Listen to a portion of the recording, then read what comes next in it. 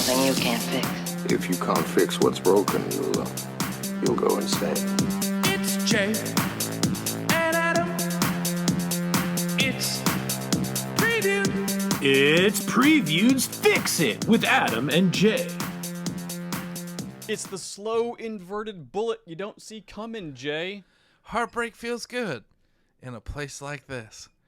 I'm moving backwards through the podcast.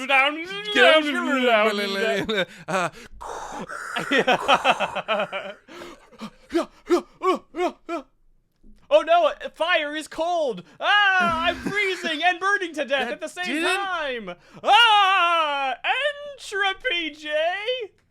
Producer Brian, I'm really sorry. We talked about maybe doing this episode backwards. The whole thing backwards! We talked about doing the whole podcast backwards! Like, after Jay said Heartbreak Feels Good, I was gonna launch into the fix. And then we realized that there's no way we're doing that. Look, we are still trying to get new blood on to this show. We're still trying to get people in here. We're not at a point where we can completely change our entire lineup. We can't change the entropy of this podcast. We just can't. Hey, pages, welcome to Fix It, where friends don't let friends fix pop culture alone. I'm Adam. And I'm Jay. And you're our listener. Hey there, forward in time traveling listeners. Hey, listeners, running on that entropy in the right direction, the way God intended. Oh man, yeah, man. If reverse entropy existed, the amount of religions that would pop up with all sorts of opinions about it. Any hoozles, welcome to Fix It. I am Jay. That's Adam. We are the two co-hosts of the wildly popular YouTube channel Previewed, where we react, review, riff on all sorts of pop culture. But this is our podcast, Fix It, where each week Adam and I take a piece of pop culture that maybe missed the mark, maybe didn't quite get there, maybe had to go back in time and then forward in time, and it was in such a way and that it was so incredibly confusing, and we fix it. And this week, if you can't tell from our intro or, all the labels that you read before clicking yes, this all the thing. pictures, the cool pictures that we're in. We are fixing Tenet. As we have a new Christopher Nolan movie coming out. Yes, Oppenheimer. Is coming out, and so we are going to be fixing another Christopher Nolan movie, Tenet, his most recent film up until Oppenheimer. Yeah. The time-traveling action spy flick Tenet. Yeah. That was the movie that was supposed to bring everyone back to the theaters during the forever time. They kept pushing it back and pushing it back. Oh no, everyone's going to come see Tenet. You have no idea. This is going to be the best movie ever. Oh these trailers with the oh my god, you guys have no idea. It didn't do any of those things. No, it did not. It really confused a lot of people. Yeah, man. Tenet. We are fixing Tenet this week. It should be fascinating. In the interest of full disclosure, this is the first episode in a pre-production sense where Adam and I kind of had to have a powwow in that we were both like, we don't know what on earth we are fixing. I don't know how to fix this. I don't think I'm smart enough. I don't think my brain works well enough. So, in order to have an episode, we're like, should we throw this one out? Hey, we've already watched it. We've already done the watch along. We've done all the things. There's really no throwing this one out. The Discord peaches have already been subjected to Tenet as well. They did not enjoy one peach really had a great time. Okay. They love this movie. The rest of us just like my brain is so smooth now. I don't like it's just no one else had a good time with this movie. Yep.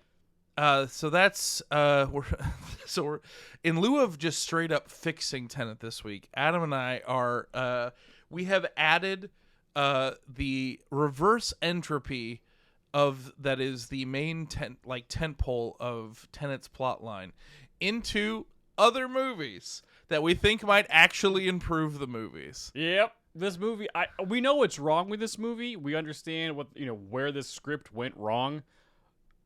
But I don't. This is like a page one. You need to come up with a whole brand new Doctor Who episode there, bud. Pretty much. This is not. This doesn't. If you think about it for just more than a second, you're just like, this doesn't make any sense. Why? Yeah. So for those of you who have criticized that this is just a fan fiction podcast, it's only going to get even more fan fiction. Oh, but just wait though. You don't know what movies we're adding entropy to. Reverse entropy. Reverse and all Jay, as it stands right now, all movies currently have entropy in them. So But before we get into this movie, I think we should probably get to just all the information about this film. And we're not forgetting it this time. Look at us. It's the one show that we've had an issue with. Oh, I'm going into the wrong section right now. You jumped timelines, Jay. Yeah, I jumped. Oh man, reverse entropy. Oh no, I'm burning and freezing at the same time again, Jay. Yeah, my plan the whole time. But before we get into Tenet, let's go to our favorite segment, roll for convo, where Adam and I just roll a 20-sided die and figure out what we're chit-chatting about today. Just keep gabbing, Jay. Yeah, our producer Brian gave us 20 prompts, and I'm going to roll the die right now. Last week I rolled a nat 20. Let's see if we can do it again. That, my friend, is a 12. A 12, you say? Your comfort movies. Comfort movies. What are your comfort movies? Oh, this is easy for me. Oh, okay, great. Heavyweights is a big comfort movie for me. I think along with the short of it, comfort movies, for me, it's stuff that I watched as a kid a lot of times. Okay. It's like it becomes like emotional support movies. So Heavyweights is definitely on that list for me. High Fidelity is on that list for me. That movie is like really like I don't think I should find that movie comforting, but I weirdly find that movie comforting. Huh, okay. There's like a different version of myself locked into that movie for me. When I watch that movie, I harken back to a different kind of Jay. Huh. Okay. That's fun to go visit, I think. I have no idea what that even means now that I'm saying it. Mm-hmm. But it's still true. Yeah. A League of Their Own, good comfort movie. Huh, okay. But also I think there is a subset of comfort movies that doesn't necessarily exist in like your physically. There is something so comforting about being a little hungover on a Sunday, and turning on TBS, to whatever movie's playing, and just riding it out. Mm-hmm. Like I'm like honestly, you know what one of the most comforting movies of all time is, and it really shouldn't be for the amount of really intense scenes in this movie. Okay, dude, when you turn on Shawshank Redemption on a Sunday afternoon when you're like nursing a hangover and just like hanging out. I'm telling you, man. Really? Oh yeah, dude. It's just there's something about it. You turn that on, or like Jurassic Park, or like some kind of popcorn flick. Sure. To some degree. Yeah, that's a comfort movie right there. Huh. Yeah. Wow. Do you even have any reference to what I'm talking about? Yes. Watch movies on cable on the weekends. Yeah. Yeah, man. That was my early '90s. Yeah, that's comfort right there. Like cut, like specifically like edited for time. Yes. Kind of flicks. Yeah. Mm-hmm. That's good. What about you? We got A Knight's Tale. Oh, okay. Let's see. I like Matrix. I like the action films of just, Yeah. Because The Matrix is a comfort movie for you? Yeah, man. Oh, it's the color scheme. Oh, the green throws you off? Yeah, I just find it. I don't know. I just don't. I feel like Matrix is a movie I don't feel. I'm not. You're not supposed to feel safe in. Oh, I just love the hero's journey. Oh, okay. That is my comfort. Watching other people do their hero's journey. Yeah. That's embrace the power they've always had. Yeah. Figure out what's going on with themselves and like lean into it and like, oh no, I just got to be the person I was supposed to be. I just needed to be like okay with it. Is there anything better than a story than when someone's the chosen one? It's hard to argue with it. Are you I mean, I agree. I'm with not what being you, flip. Okay, I was. No, it's like my that's- guard. there's My a guard reason was we a keep little doing up. that. Yeah, I mean, some people also play D&D like that too, but it's. Some people do. I don't know. I don't know who Jay's referring to, but some people do. Yeah. The extent to which in our D&D content coming out very, very soon, bonus action, the Adam and I both think we're the main character. You think you're the main character? Absolutely. Really? Absolutely. Wow. Okay. Yeah. No, that's good, Jay, because the show should have 6 main characters. Exactly. There are 6 characters. Yeah. I mean, I guess that's the whole concept. That's of the whole role-playing. concept. Yeah. We just got to share the But spotlight. the Matrix. Okay. Yeah. Oh man. But also really I know there's this is weird, but a lot of the anime movies for the shows that I like Bleach and Naruto, and there was a recent one with Black Clover. It's how do we encapsulate these long-winded 200 episode 300 chapter manga stories of this hero's journey of the kid who starts with nothing but wants to be the pirate wizard Hokage king or whatever. Yeah. And I was and then distill that into about 90 minutes to 2 hours. And sometimes they do, and sometimes they don't. But it's just they sometimes it's oh yeah, they really did. Oh no, our hero's at a low point, but then he remembers that he's got friends and he's got inner power and he kicks the bad guy's ass. Yeah, let's go! Woo! The good music's playing. It's just I feel real good about stuff. Let's get him. Put me in, coach. Yeah. Woo! Woo! Yeah, I'd like the Hero of 1,000 Faces stories. Yeah, I get that. So Star Wars is in there as well. Okay. I don't know if Star Wars. Scott Pilgrim a little bit. Oh yeah, that's a comfort movie. That one just feels right. For me, Indiana Jones is that way as well. Oh. Mostly because I've just seen them so many times. For me, I think the ideal comfort movie is a movie that you can put on and kind of ignore. Yes. Does that make any sense? Your brain can kind of go. You can go, oh, isn't it fun this is on? I'm just folding laundry and just kind of relaxing with a movie on. Mm-hmm. Yeah. And I think that's... Yeah, have you... Oh, you don't really spend a lot of time on TikTok. I don't spend any time on TikTok, Jay. The trend of people just putting up movies piece by piece on TikTok. Oh Jesus! The amount of movies that I'm it's become a running joke between me and producer Brian that we just text each other hey, what movie are you watching on TikTok today? I just watched all The Blind Side. What about you? He's oh man, King's Speech is killing it on TikTok. I'm yeah, I love that. Woo! It's fun. Sure. Yeah, but it's just every once in a while I'll just send we just send each other TikToks of whatever movie just got presented to us. I sent to him a couple of days ago. I think it was Remember the Titans. I was just all right. Jeez. Yeah. Wow. Okay. Well, that's quite the movie to watch on TikTok, I guess. I don't know. Little 3-minute increments. Yeah, it's so weird. Content. Yeah, the way that we ingest content is just morphing every day in such a weird and crazy way. Yeah, entertainment right now is in such a kerfuffle. I don't really know. Well, can I share one movie that I think will be a comfort movie for me in the future? All right. I don't know if you heard this news. This is actually good news. Oh, what's up? Before everything went crazy this week with all the strikes and stuff, Disney announced that they're doing a Gargoyles movie. No. For real. Kenneth Branagh is the director. Okay. Now Kenneth Branagh as a director is a mixed bag for me. Oh, okay. I mean, he did Thor. I know. And that was a good Thor. Yeah, it was a good Thor. He can do Shakespeare. True. He's doing gargoyles. It can be Shakespeare. That's buck wild. Yeah, man. Well, we'll see if that actually comes to fruition at this point. We'll see. I don't know what's going on. We'll see. But all I'm saying is that our fix for the Disney live actions came out a couple months ago, and now they're announcing they got a Gargoyles movie coming. I think they're paying attention. Just thinking. I'm just saying. Maybe the font of good ideas that's in this room. Maybe someone's paying attention. All I'm saying is, also you're welcome. We're not in the Writers Guild. We're not. So you're just stealing from us. That's so you true. can get away with it. Nice job. But yeah, I think a movie I can just kind of turn my brain off.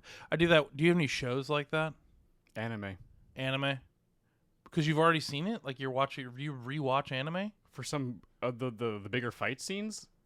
Oh yeah. For me, that's hard. Rewatching through shows for me, just like kind of, it just doesn't have the same punch. I will rewatch a show like 5 years after that I've kind of forgotten everything, and I can re-enjoy it again. But like when people are like, I watch The Office every day, I'm like, how? I was like, you already know all the jokes. What's the point? That's true. But it's a comfort. I'm not gonna yuck anyone's yum. I watched the final battle of Endgame a lot. Oh, I do too. Just, from the point where Scott's at the window, guys, I think, boom, and then just ride it out until Tony snaps and is just like, this is so good. I love this ride. Yeah. Boo-doo-doo-doo-doo. Well, there's a, I think I mentioned this before, but I found a video on YouTube where somebody edited in all of the actual theme songs for each character. Yes. I want to see that. So it starts with Black Panther's theme. They're like, hey, Cap on your left.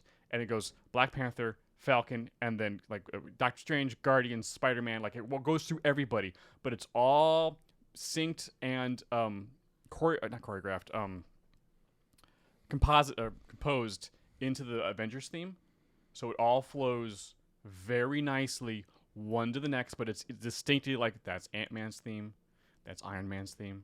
That's Thor's theme. That's the Guardians. I must see this. And then crescendos with the Avengers. Avengers Assemble. Yeah. And I'm getting goosebumps just thinking about it right now because it's just like, because the music in that scene was great.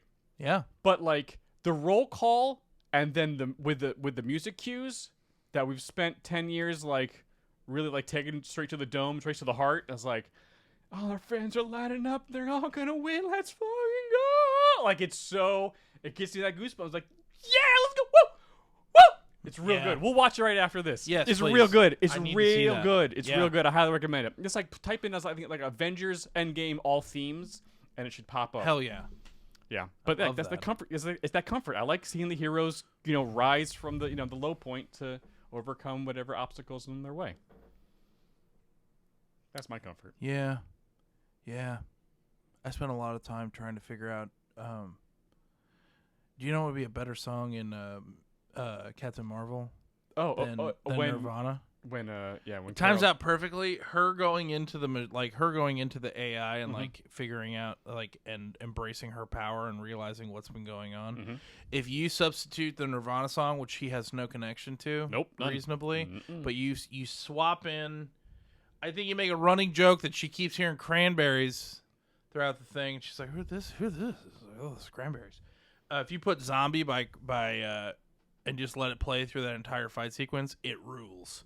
It rules. Now, Kimberly came into my room and was like, "What are you doing?" And I was like, "Oh, I've spent the last 45 minutes trying to time this out." She's like, "Oh, is this for a show?" I'm like, "Nah, No, this is for me." Nah, this is for my own. No, this is I'm wasting time." Oh, the baby's hungry. He's been crying for a while. Didn't hear it. I've been in my head. Zombies, zombies. Anyway, so Tenet. Before we can we kick it? I think we really need to kick it to Brian first. No, that's what I was trying to do earlier yeah, before we reverse entropied back to the segment we were actually supposed to do. And now we're back on this. Now we're normal entropy. Can you feel it? Just don't touch yourself. You'll explode. Apparently, even though they never showed us that, they just told us. Oh yeah, we're operating by time cop rules. Screw you. Time cop rules are dumb. Cause Jake, can I see your hand real quick? Is the same matter like if you were me? Is the same matter in the same spot? Yeah. No, it's not. Because What? the matter in my finger over here is not in your finger. Because you can't ever actually occupy in the same space. That's physically impossible. Okay. I'm just saying it's always dumb. Okay. I've never seen Time Cop, so Oh, you haven't seen Time Cop? I don't know what you're talking. You've about. never seen Time Cop? Look. We're not here. Jean-Claude Van Damme's Guy- seminal time travel cop movie? I mean, He does the splits on a counter. I'm sure. Here. This I'm was aware. prime splits time. I'm aware of Mr. Van Damme's work. All right. Okay. I'm sorry, Sir Van Damme's work. You show some respect when that name comes out your mouth. I'm aware of his abilities, and I'm sure it's great. But no, I've never seen Time Cop. Oh, we should watch Time Cop. Let's watch Time Cop. Okay, Anyways, so Brian. You don't like when I say it. I know. I'm just keen. So Brian, roll that beautiful bean fun fact footage. Thank you, gentlemen. I appreciate you trying the backwards episode, I guess. Today we're trying to fix 2020's Tenet, or apply it, adapt it. Written and directed by Christopher Nolan, it stars John David Washington, Robert Pattinson, Elizabeth Debicki, and Kenneth Branagh. Tenet cost $205 million and made $365.3 million at the box office. Here are some fun bean facts about Tenet. It was delayed 3 times. Tenet was the first Hollywood tentpole film to be released after the shutdown. In the US, it only grossed $58.5 million. The rest of its box office was from overseas audiences. It won Best Visual Effects at the Oscars. If you care, this movie has a 69% on Rotten Tomatoes. Back to you, gentlemen. Great job, Brian. Well done, Brian. We don't have to reverse entropy you to try again. But we're gonna anyways. Get that turnstile. Do it again. Do it. But Yeah. backwards. Dork. or we'll burn and freeze you at the same time. Yeah. Uh-huh. Because that's how backwards time works. the only person to ever get hypothermia from a car exploding. What? Back to you, gentlemen. If you care, this movie has a 69% on Rotten Tomatoes. It won Best Visual Effects at the Oscars. In the US, it only grossed $58.5 million. The rest of its box office was from overseas audiences. Tenet was the first Hollywood tentpole film to be released after the shutdown. It was delayed 3 times. Here are some bean fun facts about Tenet. Tenet cost $205 million and made $365.3 million at the box office. Written and directed by Christopher Nolan, it stars John David Washington, Robert Pattinson, Elizabeth Debicki, and Kenneth Branagh. Today we're trying to fix 2020's Tenet, or apply it, adapt it. Thank you, gentlemen. I appreciate you trying the backwards episode, I guess. Okay. I think we really want to get into this movie, and I kind of want to get all the business out of the way ahead of time. Sure. So I think we just got to get right into this plot drop for those people right, who have the not plot seen. drop. I think we have so much to talk about that I think we just need to make sure we don't forget anything and have to go back in time and reverse entropy it once more. Right. Okay. I'm gonna do Plot the plot drop. Plot drop. Here's what Tenet is, as quickly as possible. Okay. A CIA agent goes on a special mission at an opera to try to save a guy whose cover was blown. The mission goes wrong. He gets captured. He tries to commit suicide with like a suicide pill, but it turns out that was a fake, and it was all a test to get into like a special organization called Tenet. What's Tenet? They're not gonna tell you. No, Basically, the rest of the movie then is him. because they don't exist yet. Yeah. He's trying to figure out what Tenet is, and he's just going along the timeline as normal. And, like, weird things keep happening as he goes from, like, person with some information about this MacGuffin to the next person who's got some information about the MacGuffin to getting to doing a side mission to get a thing to free up information from a person to go to the next objective. Sure. At a certain point in the movie, our lady, who has really a little bearing on the plot, but was added after the first script of the film because they shot it without her in it. They're like, oh no, we need a girl in this movie, so they rewrote the whole thing to have her be part of it. He goes up to a certain point where she's in danger and she gets shot, and he's like, oh no, the only way to save her is to go back in time. Back in time. So all the weird things that we saw as we were progressing to this just over halfway through the movie was him coming back through the timeline of the movie, getting back to basically where the movie starts in the timeline. Yeah. And then we go off on a mission to get this MacGuffin, and two army forces fight each other. We don't know who these bad guys are. They're never truly mentioned. They're just like, oh, it's an evil mercenary force, but we have no context for them.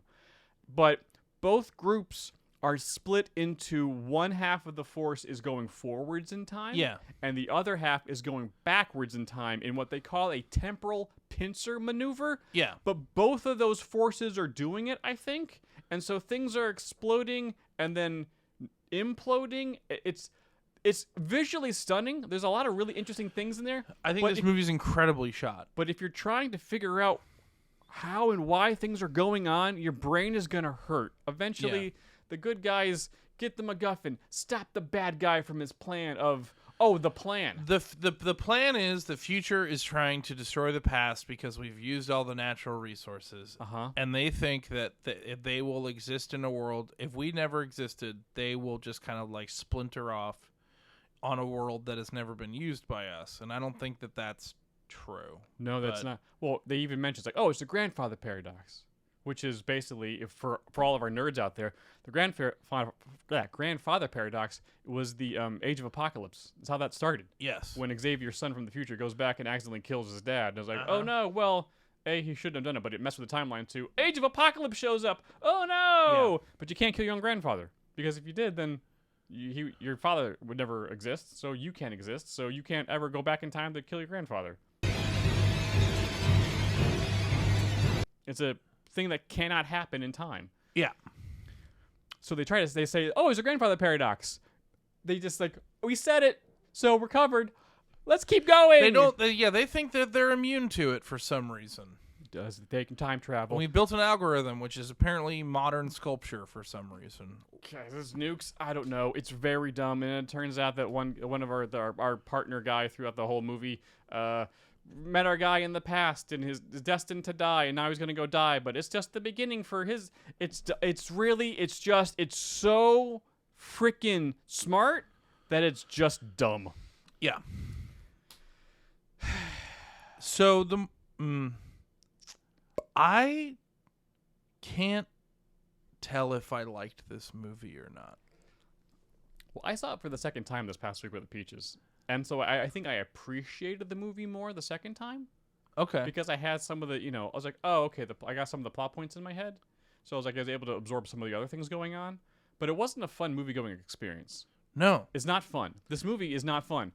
Like, for example, fun Nolan films, obviously the Batman films. Yes. They're fantastic. The Prestige, that's a great it's ride. It's his best movie. Yeah. Full stop. And I also loved Inception because that MacGuffin of when you dream, time runs at a different time depending on what level of the dream you're in. Like that, you set this up. You had a graph, and then you kept showing me throughout the third act of where things were on the timeline. That worked out great. This is like, oh, I want to play with time. Like, this is too convoluted.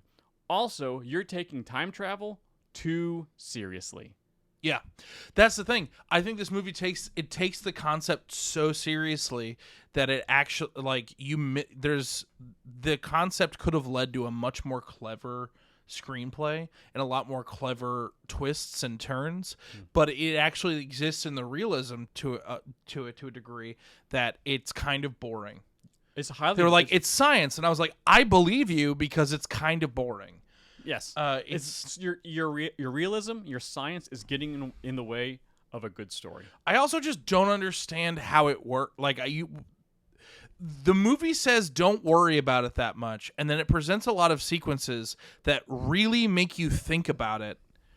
What's happening really hard in a way that I'm like, the movie told me not to think about it, just feel, but then presented me a lot of situations where I had to think really hard about what was actually happening. Yes. And it's the kind of thing where I was like, I got halfway through and I was like, am I smart enough for this movie? I'm not sure. And then a certain part of the movie is like, you gotta stop thinking so linearly, man. And I'm like, yeah, I agree.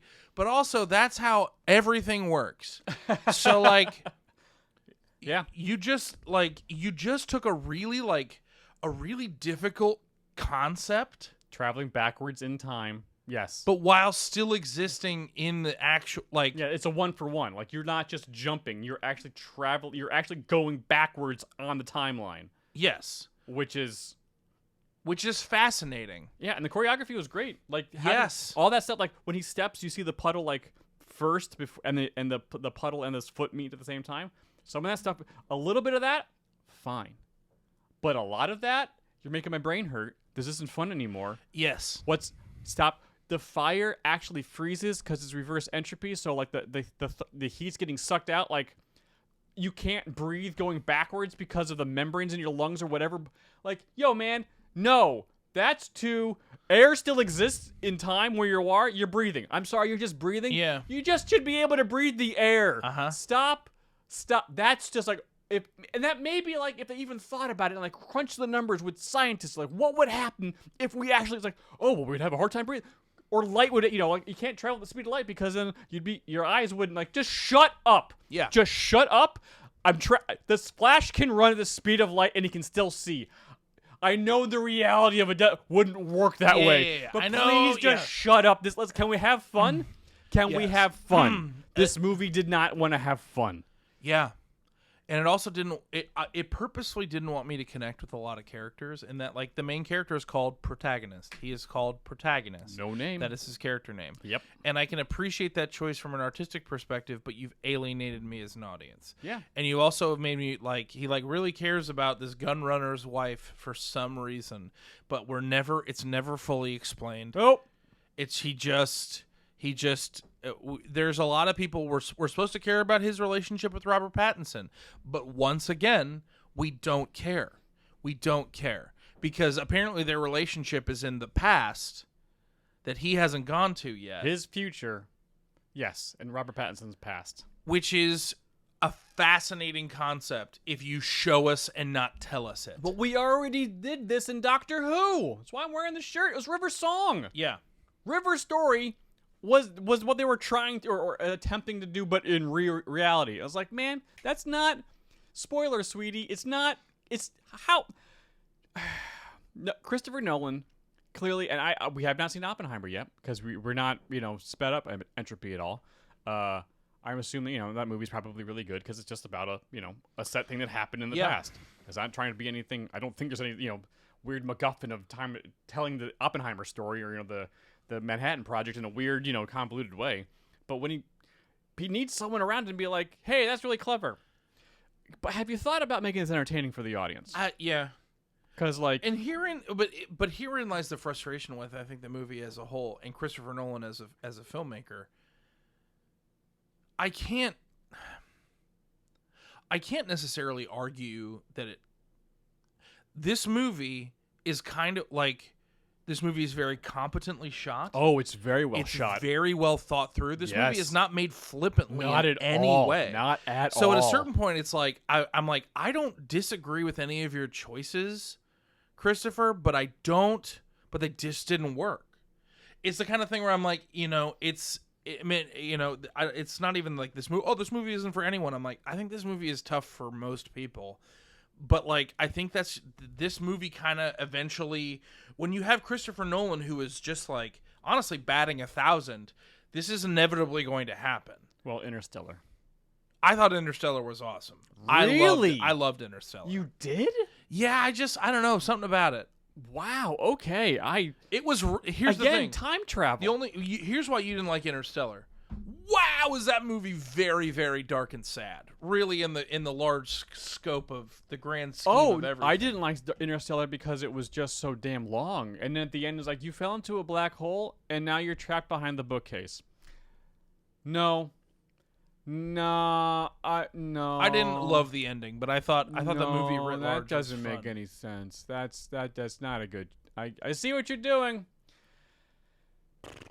Nah, man, nope. No. But again, if he loves messing with time, that's great. Yeah. There's different ways of doing it. Interstellar, was interesting, with because that's what the writer's a horrible person, but the Ender's Game series of time travel being like, no, if you're gonna go at light speed to travel to another planet, you're gonna miss out on like 30 years of actual time, and they play with that concept. Like, that's cool. That's how it works. I get that, but like, you fall into a black hole, it's a time portal, and you're hovering in between space, and love gets you out of the...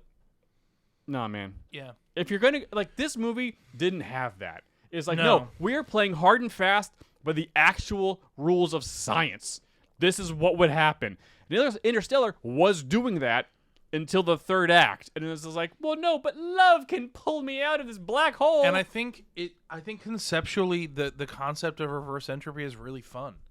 And it actually goes into my fixes. I think it can be... Well, I have one fix and then, like, kind of a diet fix. Like a little mini fix. Okay. I have one movie I'm putting it into that I think would actually, like, kind of make the film really rad. Cool. And then one that's just kind of fun. Oh, neat. Yeah, I don't know. It was the whole time I watched this with my father because he's down at the shore with us, and the whole time he was just like, that was an awesome fight scene. I have no idea what's going on, and I was like, I'm not sure. The choreography was really good and very smooth, almost to its detriment. Yeah, because like, oh, that was really smooth. Oh, was that move was backwards? Was that backwards? I think so. Like it could have showed its hand a little more. It could have showed its hand a little more and just done some more tricks. Yeah, but also like I don't understand how the car is driving backwards. I don't get how that worked. I don't. I just don't. They didn't teach me enough about the world for me to understand what was happening half the time. Because, like, I believe Christopher Nolan, as a filmmaker, thought all of this through. Oh, like, it's on a whiteboard. They had this thing graphed yes, out. I believe that it all makes sense if you really stare at it. But you didn't spend enough time helping me out as an audience member to fully grasp. And that level of not understanding it, sometimes in certain circumstances, keeping your audience in the dark only is like to be like, ta-da, to amaze you. But in this, it just alienates you. Oh, yes. Oh, yeah. And not in like a fun, like, No, like not what's in a fun gonna, way. No, I'm just like, the I don't know why I care. The Prestige did it. Yes. That was great. And Inception also did it, like, and so did, the first thing that he did, which was the whole backwards movie. Why am I blanking on the name of it? Memento. Yeah. Like that. Yes. They set up the rules. They showed us the rules. They Inception spends the whole first act explaining to us how it works. Yep. Because that you need a kick to get from one level to the next. Yep. Like, okay, we're walking through this. This is great. It and you need to. Yes. And it makes the film so much more enjoyable. That third act. You know what? Because I gotta feel watch it like again. You're a part of it. Yes. That movie is so good. Good. But this movie, when they're explaining entropy and reverse entropy, these bullets are, don't shoot the gun. Just think you shot it. Well, the bullet came back to me. Just that. Nope. That doesn't. The fighting your backward self. That's interesting. Yeah. That's something that's like, oh, he's going backwards and he's going forwards. I can see how this kind of works. This is a little easier to comprehend. Yeah. But like, oh no, you gotta. That is to feel that you've shot. No, I don't. Yeah. Nope. We're too far. We're just one step too far. Just one step too far. Reverse entropy yourself, Nolan, and just what this needs? It needs a little bit of the Deadpool 2 ending. Someone just needs to travel back in time, and we don't need to kill past Nolan. No. We just need to whisper in his ear, "Hey, maybe have a little bit more fun with this script. Have more fun. Just take it a little less serious." Yeah. That's it. Just take it just a slightly bit less serious, and maybe give your protagonist a name. Because throw a little Inception. Make them actual characters. Yep. How about you make them characters instead of just analogs in the script? Because this isn't fun. No. Not a lot of people are having a good time. Yeah. Appreciate the shots though. Wow, some of those shots are. It's awesome. very beautiful. Like from a technical standpoint, this movie is amazing. I also think the genre is incorrect. What? I don't think this should be a spy film. Oh, okay. I think it should be a heist film. Oh. I think Inception leaned into it being a heist, and I feel like stealing the algorithm instead of fighting for it. Yeah. Mm-hmm.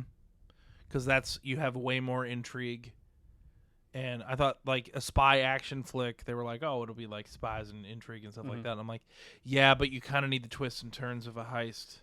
Yes, and a heist film would allow you to have more time with the setup and the planning, and there's more time for people to talk about stuff. Yep. And because you wouldn't need more time. We have the montage of them explaining, fighting. Really leaning into the mechanics of reverse entropy, and milking it dry for conceptually what's fun about it. Mm-hmm. Whereas a spy film is that you're just going to point. I will give this movie credit. You know what this movie does? They say you need to go do this, and then they go do it. It's like bing, bang, boom. It's whoo. This movie clips until it doesn't. It clips almost too fast because and I caught this on the second time through as I was going through reverse entropy. Yeah. That the big dialogue, there's a couple of really important sentences that Robert Pattinson says about hey, this is what's happening. this is what's going on. Yeah. This is what you need to pay attention to. But they're just walking down the street in a nonchalant, scene, just Or a connected like- scene. yeah. And they just say like, "Oh crap, that was really important." But that was in no way like they didn't focus on it. They just was like nonchalant. Oh yeah, blah blah blah, reverse entropy, blah blah blah, and then they keep going. I was like, wait, that actually turns out to be really highly important. Oh, you're traveling back in time a week to get this girl safe from the gunshot? You just mentioned the grandfather paradox. Like, yeah, they think they can do it because of the grandfather paradox. Like, wait a second, I know the grandfather paradox. That's not what it means. Well, no, they think because they've thrown that out. They explain that. Yeah, but it's so nonchalant. I know. It's just That's the thing. It's hard to keep up. The bigger concepts are just thrown out so naturally and not focused on. Like they did like Inception, when it's like, no, boom, boom, boom, need the kick, do the thing. Each level's a different timeline or different time. Time travels at a different or moves at a different rate depending on what level you're at. Don't ever go to the last level because that's like hell. So like, okay, great, got it. Thanks for all the time, and it was fun while you showed me all these things. Yeah, neat. This doesn't do any of that. Yeah. Him sucking a bullet out of a rock at the university that's not fun. Yeah.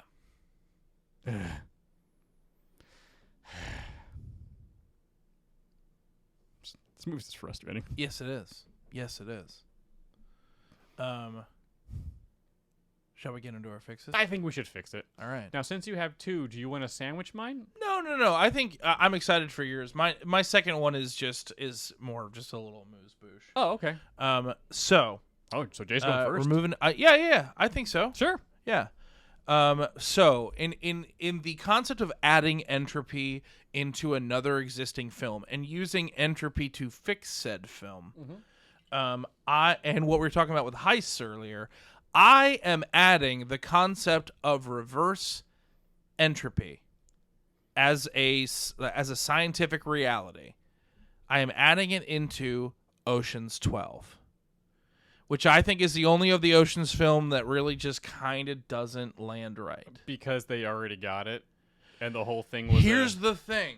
That's an interesting play, but I think you'll see in just a moment, reverse entropy actually makes that play interesting. Sure. Because it adds another layer. Sure. So, okay. Not much is changing about this movie. And this Okay. is why I kind of came up with a little one, because like this one's going to kind of clip Can you along. just remind me again of what happens in Ocean's 12? I know they're going after the Fabergé Ocean's egg, 12, right? the bad guy from the first movie finds out that they were the ones that stole his money. Right. So he basically captures them, and is like, I want my money back. And they're like, we don't have it. We spent like half of it. Oops. And he's like, well, I'm going to kill everyone if you don't, the whole thing. Okay. And so they are given a tip about an old stock, someone has a copy of the first stock certificate ever issued, and it's worth like a ton of money. Sure. Both as value of the stock, but also like from a historical perspective, it's priceless. And so they're given a tip about that. They go to try and steal it. They are beat by this Frenchman called the Fox. Oh, that's right. They're beaten to the punch there. They go meet the Fox because they figure out through meeting with him that he's the one that turned them into... okay, yep. And so he says he will give them the money to Benedict if they can steal this Fabergé egg. He kind of issues them a challenge. Cool. And so they go through all of this stuff to steal the Fabergé egg, and eventually it turns out that they just put on a whole show to distract the Fox of them trying to steal it, but they had already stolen it like 3 days earlier just so they could get it under the wire. And basically they kind of double cross the Fox a little bit. Which is it's one of those things where it's like, it's very clever, but as an audience member, it just kind of feels flat, because I was like, oh, so we just had to do all this nonsense just to keep up appearances, which is very clever. Fool this guy, but it just doesn't it doesn't have the same feel of the big Ocean's big reveal. 11. Sure. Just didn't land correctly. I remember that was the first time I ever saw that maneuver of like, oh no, we already got this. Haha, surprise. Like, oh, yes, it didn't land as good as the first one did, but like that was the first time I ever saw that type of trick. So it's like, oh, that was pretty neat. That's interesting. I've never seen that before. Yeah. Okay, so And okay, so movie starting very similarly. Benedict issues in this challenge. They have to go. They have to figure out steal this stock. Okay. Fox double crosses them. They go and but they're not 100% sure how he got in because they've been staking out the building for a really long time. Right. And he got in like a very weird way, and they're not sure how he did it. Right. And so they go and meet up with the Fox to try and like figure out what the deal is with this guy, because it's like clearly he's scoping them out, so it's like we got to go meet our enemy. And we find out that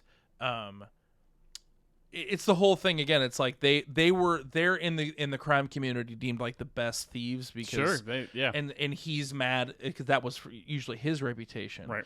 And so he's like, hey, like I've issued this challenge to the Fabergé egg. And they're talking shop about stuff, and he finally reveals that like, you're gonna steal this Fabergé egg. I have this device on me that allows me to reverse my entropy.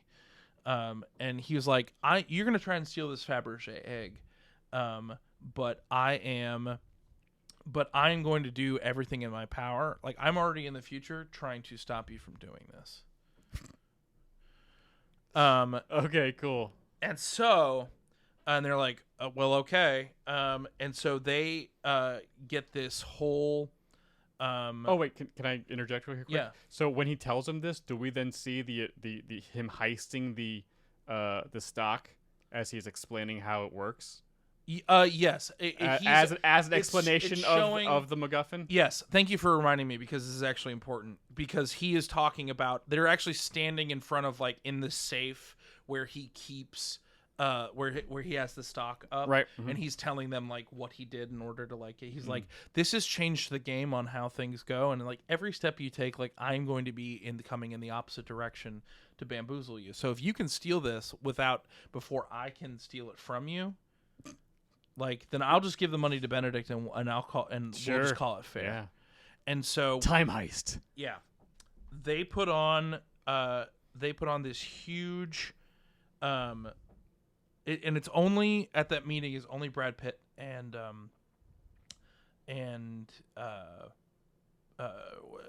George Clooney. Yes. And so what ends up happening is we have the plot go along very similar. They're putting on this huge show of everything. And Julia Roberts is still there. Julia Roberts is still there. We still do the Julia Roberts fake. Okay. Now, eventually, what inevitably comes out is that we figure out, we get to the end, and they reveal to the Fox that they've already stolen the Fabergé egg, and then there is a double cross there where the Fox is like, I actually stole it from your person that stole it. Now, okay.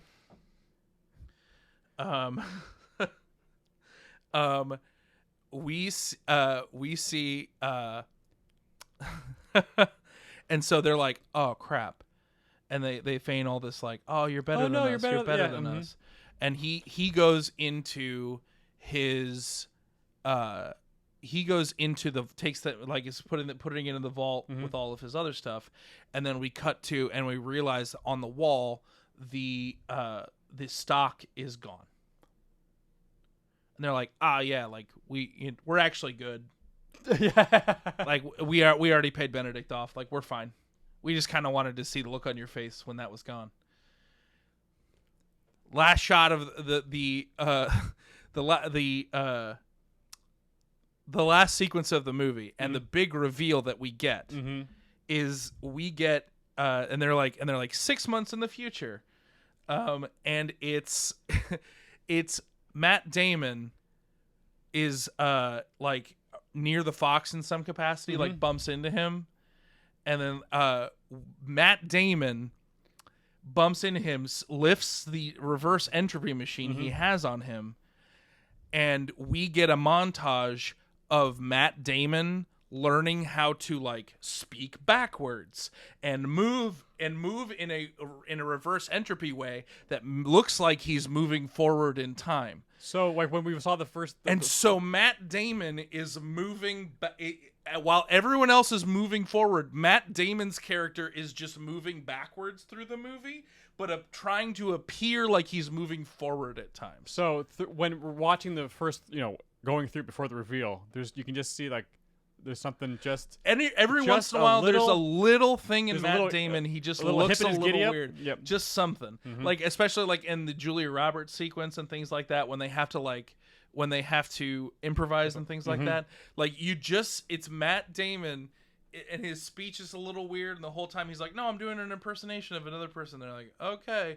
But like I just feel a little off. But George and Brad know what's up. And so he is moving backwards through the movie the whole time. And then we cut back to, and then it says like 6 months, or 6 months earlier. Yes, yeah. And it's just them figuring out. It's like Matt Damon moving back in time, like figuring out where they're like, oh, we know where his safe is now. So he lifts the thing. So like right after that first meeting, when he issues the challenge, first meeting when he issues the challenge, after they see Matt Damon sneak in and grab it, and then just bail. Isn't that fun? That's fun. So it takes the concept of them having already stolen it, right? But just to an nth degree, and we also get to see Matt Damon like trying to learn how to talk backwards, and it's him just moving backwards through the movie the whole time. Isn't that fun? That's fun. That's fun because the movie ends with maybe about 15 minutes left in its runtime, yes. And it's just a 15-minute montage of just watching how it actually happened, of him just of him like having to like move backwards and forward. Like maybe he turns it off every once in a while. There could be some bits in there where like he has to improvise forwards. But yeah, it's that's cool. Yeah. So like they're like they don't even they steal the Fabergé egg early, but that is like a double bluff. And then he steals it back and he's like, I got there. I read their bluff. It's no problem. Like reverse entropy, man. But like we bamboozled you in the future, even further in the future. Haha. Yeah, and I feel like the last scene of the movie is like George and Brad are walking away from the Fox's place, and it's Matt Damon. We see Matt Damon like basically like slip the thing back on the Fox and like turn himself back on. And he's like, "What are you doing in my house?" Like, "I don't know." And he just catches back up with them, and he's just like, "All right, guys, cool. Everything's taken care of. Let's party." Yeah, that's how you add reverse entropy into like a heist movie. You just have to have one person going backwards the whole time, and also you get to see the Fox do some fun stuff. Sure, yeah, like all of his like laser jumping, whatever the crap he does. There's more. We focus directly on the backwards moving, so you get a better sense of what's actually happening. But the entropy we are aware of, and it is happening, but it is coming from an antagonist. Yes, so we don't see it coming from our protagonist. They're doing the best they can to stay one step ahead of him, but it's very difficult. Now, my little amuse-bouche. I would add a reverse entropy to the 90s classic live-action film, The Flintstones. Do you have a weird affinity for that movie? No. Was that movie like weirdly evocative to you? I don't think I've ever seen it. Oh, it's good, actually. It's very good. The Flintstones, I have vivid memories about that one, and I'm not sure Really? why. Maybe leave some messages in the comments if like you just have like weird, vivid was Halle memories. Berry in that? Yes. Maybe that's it. No, No? not really my type, Halle. Oh, okay. But okay. So, in this movie, we have Fred, Wilma, Barney, Betty. Right. All the characters. Dino. It comes to light that Barney and Fred are working at the quarry, and there's another quarry in town that for some reason is just like able to outpace the quarry that they work at. Okay. And so their quarry shuts down. Oh, no. Fred gets fired, but he's like the foreman at the point, and Barney is kind of a lower end of the totem pole, and so they're unemployed. Now Barney ends up getting a job at competitors, but they won't hire Fred because he was too high up. He was too high up at the other organization, so they have no place for him. Sure. And so it comes to light that like while Barney is going there, like their friendship is deteriorating because Barney like kind of like leans into there's all this stuff that like in prehistoric times it's like tech. Okay. Like there's stuff that they shouldn't have, but they're trying to wait. they're all trying to keep it a secret. That's how they're pumping out like more rock and stuff. Like they're Okay. yeah, so they're basically like they're getting tech from somewhere. Like something's going on. And so Fred and Barney's friendship deteriorates. But eventually like the quarry gets to a point where it's working too fast. And it's basically like causing earthquakes, like fracking and stuff like that. Sure. And so like the town is in disarray, and Fred tries to like stop Barney and like save Barney, and they find out that Barney's like, yeah, this is I don't know what I was thinking, like, and they reconcile, and they make their way into like this new quarry's offices, and they find all of this like future age tech. Sure. And eventually they find a computer situation. Okay. They figure out how to boot it up as prehistoric people that they are. The files are in the computer. They find an SOS message in the computer. Okay. They find an SOS message for someone who works for Spacely Sprockets, who has been sending this technology back to this old quarry, and we realize that it's Spacely's, rock quarry. Yeah. And it's George Jetson. And he has sent an SOS message back to the past that his boss, the owner of Spacely Sprockets, is trying to just like start his company earlier, so they'll be able to make more money because they will have been established all the way in the prehistoric times, hundreds of thousands of years ago. So they're like getting themselves like ahead of time, and so Fred and George Jetson. They figure out a way to communicate that like Fred will like paint on cavern walls that George will be able to see and then send messages back. Okay. And so they have to basically like shut down Spacely's, rock quarry in order to. But we're also getting like sequences in the future of like George like having to like, hack into systems. Sure. And, we're getting like, yeah. And eventually, and it eventually leads to like them like dismantling Spacely Sprockets. But then eventually, and all this reverse entropy has to go. But then at the end of the movie, we get George showing up through a time portal, and like, well, when they got rid of reverse entropy, they figured out another way to time travel. It's like, hi, I just wanted to meet my new friend, and so we get George Jetson and live action George Jetson and live action Fred Flintstone.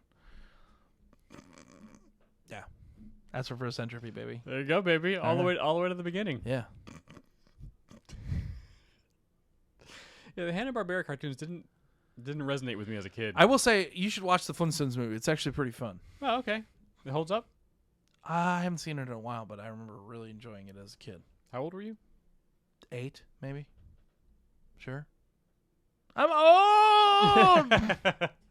You're not that old. All right, hit me with your fix, baby. Okay, I am adding reverse entropy into a different film, and I believe this is the first time I'm doing this type of genre as a fix. All right. So here we go. I'm not going to tell you the title of the movie. You will discover it as we go. All right, here we go. We start in the future. Okay. No, there's no like numbers. Future. It's just clearly we're in the future. Okay, great. And we're putting little pizzas in the pizza machine and making them big. Oh, we're well past that part. Oh, okay. Oh yeah, we're just taking pills at this point. All right. We see an older gentleman, probably in his like early 70s or whatever. He's working and he's working in his lab, and all of a sudden the cops bust in and they go, "Benjamin, you're under arrest." And it's like, what are you talking about? My experiments are going to help everybody. You don't have no idea what you're doing. And I was like, no, reverse entropy is against the law. Rah, rah, rah, rah, rah, by temporal order, blah, blah, blah, blah, blah. Okay. You don't understand. We could solve so many problems with this. You leave me alone. You guys don't understand. And there's just a kerfuffle and a little scuffle. And Benjamin knocks into his reverse entropy machine. There's a big bright flash. And then all of a sudden he's just gone. These 2 time cops are just sitting there like, uh-oh, what just happened? Well, we got to figure this out. Let's open a case. Okay. Bright white flash, and all of a sudden we're all way in the back, in the past. It is November 11th, 1918. Oh, okay. And a young woman in her 20s is giving birth. And the doctor pulls out the baby, and he gives, like, this baby the stankiest of faces, because it seems that this woman has given birth to a very tiny old man.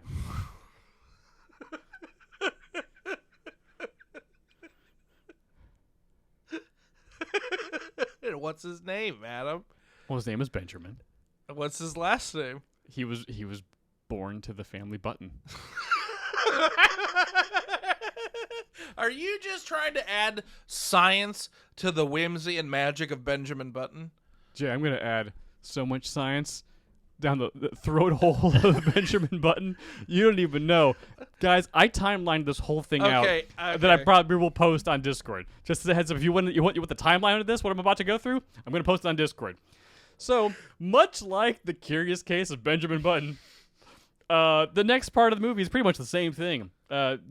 His mom dies in childbirth, and it's really sad. And the dad's like, I don't want this old man baby to the retirement home with you. Yeah. And so Benjamin, for the next 20 years, is at this retirement home. But as he's de-aging, I guess, sure, he is getting healthier. So he eventually leaves. But while he's there, he does meet a Daisy. Okay. A young girl whose grandmother or something, however. I've never seen this movie. I just read the Wikipedia entry, just as a heads up. But he meets Daisy. They have a friendship because he tells her all these stories about the future. Oh, okay. But this is like, it's in the 1920s. So like, she's like, oh, this is amazing. But he's like telling her the truth of what humanity has been able to do. And she's like, oh, that's great. Women will never be able to do any of those things. He's like, no, you don't understand. Like, there's so many great things we accomplish in the future. Oh, that's just a fanciful old man. Ha ha ha ha ha. But eventually, like, people start catching on. Like, wait a second, you getting younger? This is a little weird. Because his mind is still. He doesn't start at zero. He's starting with the mind that he had in the future. So he's still the same guy that he was when he jumped. So he de-ages and he gets into his 50s, and so Daisy's like in her 20s, somewhere around there, and he goes out and travels the world because he's looking for the time equivalent technology, because he still has all future knowledge in his head. He's like, I know how to do things, I just need the stuff to do it. Kind of like those TNG episodes when like Data gets lost in the past. He's like, I figured out how to do, or like when Doc in 3 is like, I mean, an ice cube machine, like it takes up the whole room, but ice, stuff like that. He's scouring the planet for materials and stuff to like build the things that he needs. Yeah. So eventually, he and Daisy get to that sweet spot of like when it would be like appropriate. Their difference in age isn't creepy anymore. But also they're in the middle of him going backwards and her going forwards. Yes. Yes. And so when he finally comes back and realizes, and Daisy at this point has like kind of like alluded to like, hey, I really like you, and he's like, no, no, because that's not, you're too young, and stop. Yeah. And like, I'm very old, but like also no. They finally get to the point of like, okay, you know what, this is okay, and he's like realizes like, no, I really actually do care for her. I can be, if she's making a choice. I'm not forcing this on her. This is what she wants. Okay, great. The problem is that when he comes back from his travels and he has all these materials and stuff, he finds out that Daisy's in a relationship with another man. Oh no. Oh no. But he tells her how much he cares about her. Yeah. And then Daisy cheats on the guy that she's with. Okay. With Benjamin. Sure. And so they have an affair, and she eventually leaves this guy for him. They have a kid, and everything's great for about 20 years. Because then, at that point, they're out of the sweet spot. Because now he's too young and she's too old. And he realizes, like, this isn't going to work anymore, unfortunately. Like, we both love each other, but, like, we know... Time to fake my own death. All right. So he's got to go. So Benjamin leaves. And now he's somewhere about in his 20s. Sure. And it's also somewhere in and around... I believe he's in his... I think this is around the this is in the 80s. He's in the 80s. Okay. So we follow Benjamin. He leaves older Daisy, And he keeps de-aging, and now we just follow him for the next little while into the 90s. And eventually, with all the materials that he's gathered over the past, 70 years, he's, and time's running out for him. He realizes, like, I'm gonna be a baby soon. Yes, I'm gonna be too small and like too much of a child to be able to pull some of this stuff off. Like, I'm already a teenager. Like, the clock is ticking before I'm screwed. I don't want to die as an infant in a woman's arms a couple years before Katrina. That sounds like a horrible fate. I surely don't want that. Yeah. That's how the movie ends. I know. And it's really sad. Yeah. Even though I didn't want to, just read it. I was like, oh my God, that's so terrible. So he realizes finally, he figures out the Uno reverse card of his entropy. So he reverses his reverse entropy. And so he's now back on normal aging. His entropy is now normal. In the 1990s. In 1990s. Oh, wow. Okay. So then we jump to... He's like he buys Jinkos? Oh my God. Yeah, man. He looks rad in those Jinkos. What's his Pog situation looking like? He's got all the Pogs. Good slammers. But he knows exactly which ones to give. He's from the future. He knows which ones are popular. That's fair. He's got future knowledge in his head. Yeah. So he's buying Pokemon booster packs and just putting them in a safety deposit box. Yeah. For the future. Because he knows how much they're going to cost. Crabsolutely. So we follow him. He now has a plan. Okay, well, time travel is easy for us in the future. I just need all the parts now here, which I can cobble together, especially, probably in the next 20 years or so. So we follow him all the way through to the 2030s, where he's like, I'm now 45. This is perfect. I'm going to go back in time before that guy shows up, and I'm going to be with Daisy. Oh. So he travels from the 2030s to 1957, which is before he meets up with her in the 60s. When his first backwards. Yes. He meets up with her, and after she comes back from a thing or whatever, and they're in the sweet spot now. She's like in her early 30s, and he's 45. So like that's fine, and they're like, okay, let's be together, and so they start dating, and then he realizes, oh, the first time I did this, when I came back from my travels with getting all the materials and stuff, that the man that Daisy was with, who I never actually saw, was me. Okay. So, when Daisy sees younger or older, the first pass through Benjamin, and because she's already in love with Benjamin, he's like, okay, it's okay. Go be with my older, younger self. This is perfectly fine. I know how long, just have the best relationship possible. Yeah. Because he's not going to tell you you're going to have a kid, but they're going to have a kid. So that has to keep going. Yes. That has to happen.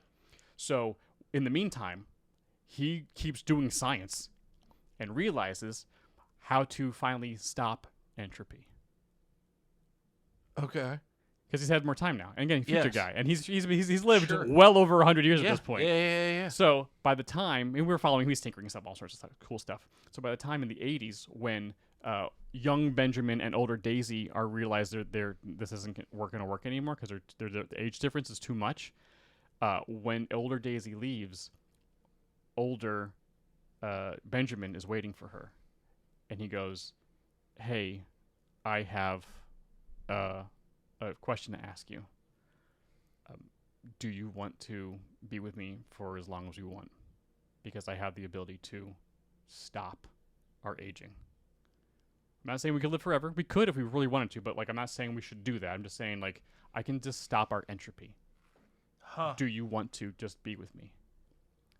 And before she is able to answer, the time cop from the beginning of the movie comes out and says, "Benjamin Button, you're under arrest for all this temporal stuff and robber." And he's like, you can't arrest me. This is a closed loop. I've always done this. The reason why the future exists is because of me doing this." And lays out the fact that, "Daisy, what was going to be your answer?" And she goes, "I was going to say yes."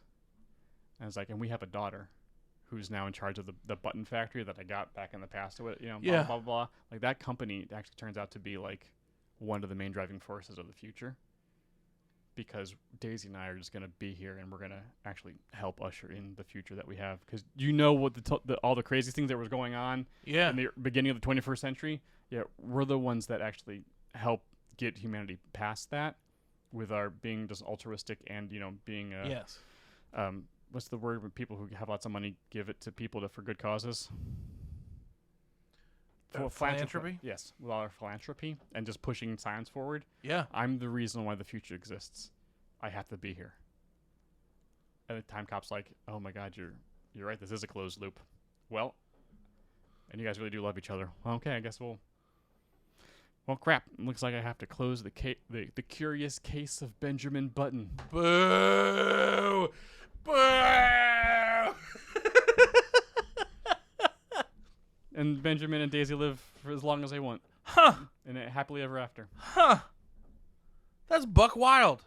That is absolutely buck wild. Again, I'll put the picture of the timeline. I drew it on the board. I had to draw it on the board. Like, wait a second.